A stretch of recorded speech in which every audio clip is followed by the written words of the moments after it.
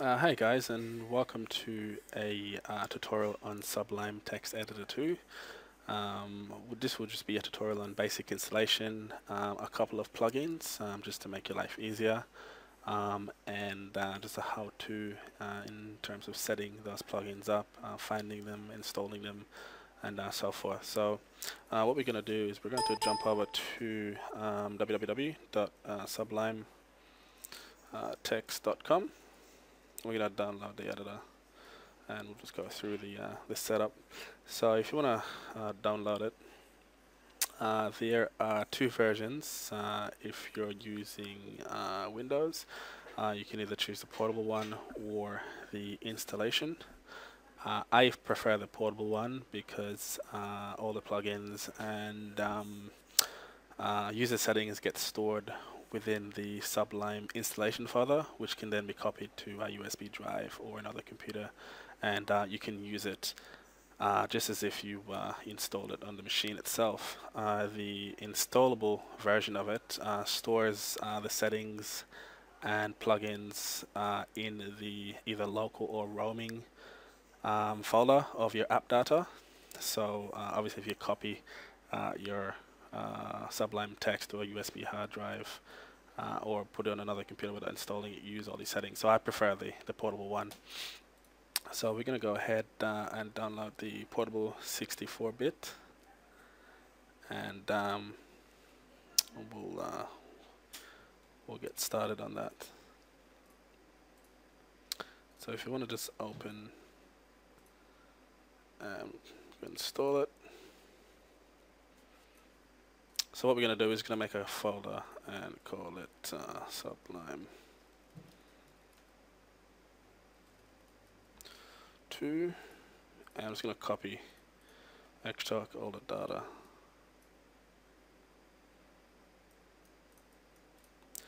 Now a must-have for Sublime Text 2 is, if we go ahead and start it up, is the package control manager, which makes it a lot easier to install packages. You can do it manually, but it is a little bit more difficult and a bit more time consuming, as with package control manager it will just automatically download it for you. Similar to a Linux repository, we'll find the available plugin, install it for you, and you're ready to go. All you need to do is just mess with the settings. So if you're going to go over to a site called wbond.io, and we're going to go across to my apologies, I think it's net, wbond.net, and we're going to go across to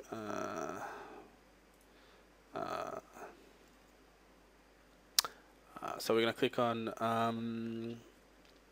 see them all, and full list of community packages, and it's a pretty well laid out site. You can actually search for what you want. So what we want to do is install package control. I was going to go on installation, and we're going to go down to installing the package manually. So we click on, and what we want to do is we want to copy this file to the directory of the pristine packages within Sublime Text 2. So Sublime installation folder and then pristine packages. Let's go ahead and restart Sublime. Right.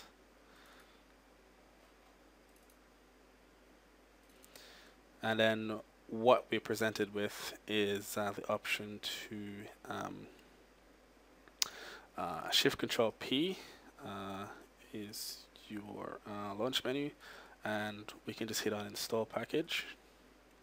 It will bring up a repository with hundreds of packages available. So what we're going to go ahead and do is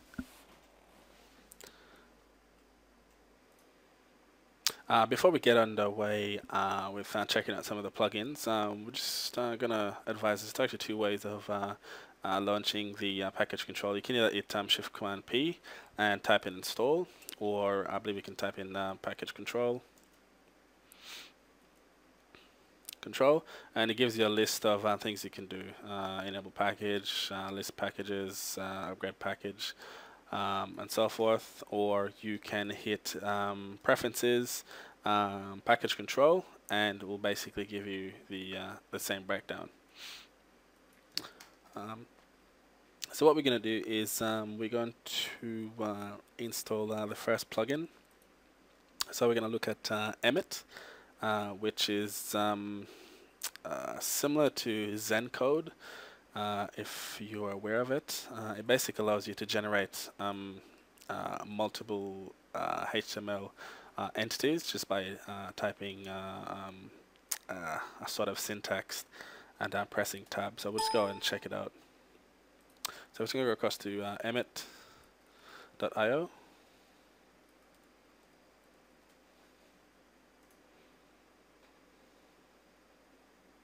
And here you can check out what you can actually do with Emmet. So basically, it's a time saver when it comes to generating a decent amount of HTML instead of you typing it out line by line, entity by entity.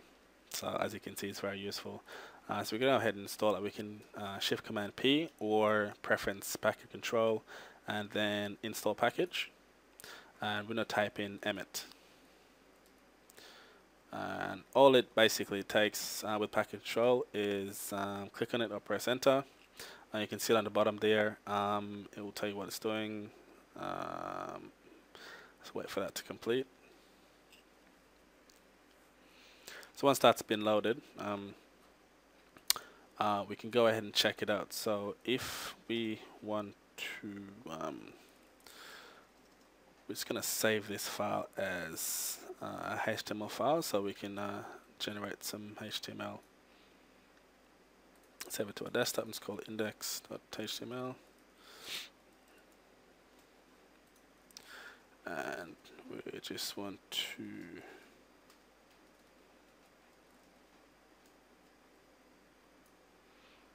so once we have the HTML code generated, we can go ahead and I'll show what I mean by saving time. So if we're going to go ahead and let's say we've got just a basic HTML document and we want to generate some divs with some classes and some other entities within it. So we're just going to type in div wrapper. And we want to have within the wrapper, let's say, 2 divs with classes as widget. And we want to have 2 of those classes within the wrapper. And within that widget, we want to have, let's say, li with a class of nav links and times 2, and within the nav links we want to have 2 A tags, sorry, a single A tag.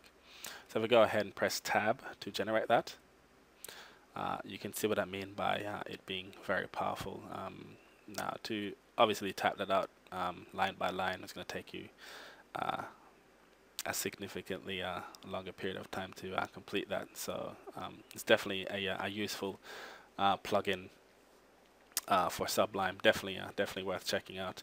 It's similar to Zencode, which I started using in Notepad++, which did the similar thing. I can't give you a comparison on which one is actually better, as I find no faults with Emmet. It's quite useful. The next piece of plugin that I find useful is a CSS plugin, which actually allows you to expand or collapse a specific CSS container. So I've got a large CSS document that I'll show you what I mean. If we go ahead and we open up a CSS document with large amounts of CSS in there, and we go ahead and we install. All of this will be in the comment section of the video. I'll provide links to every single thing that we do on here, so you can just click on it and go ahead and install. I believe the package is called Toggle CSS Format.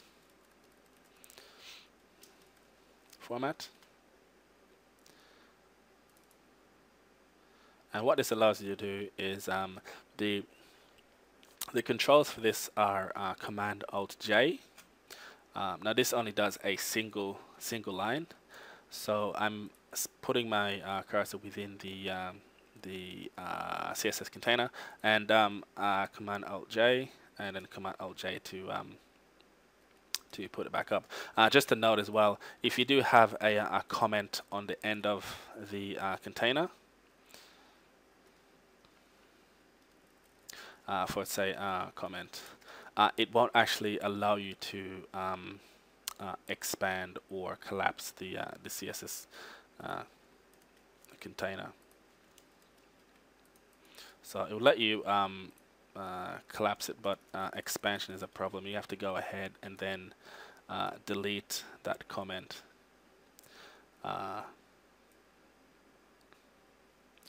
For it to work for you again. I found that a little bit annoying. It took me a couple of minutes to work that out. So if you run into that issue, that's what's causing it.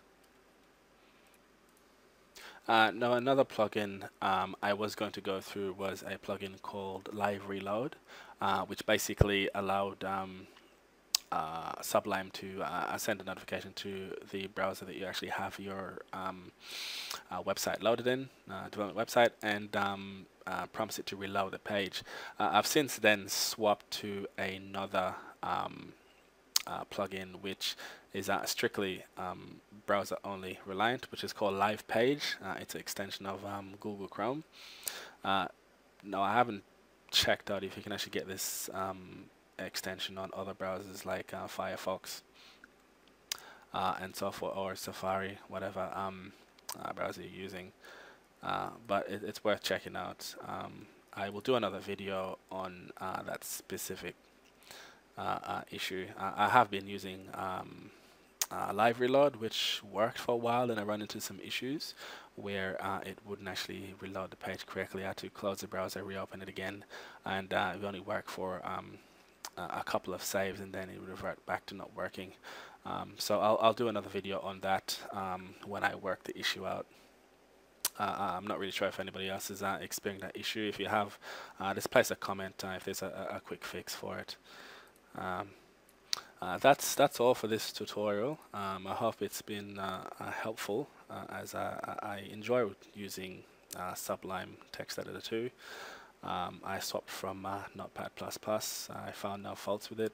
It's a brilliant text editor, and plus there's hundreds of plugins you can use to assist you with whatever part of programming you use, whether it be web development or programming in whatever language you like to program it in.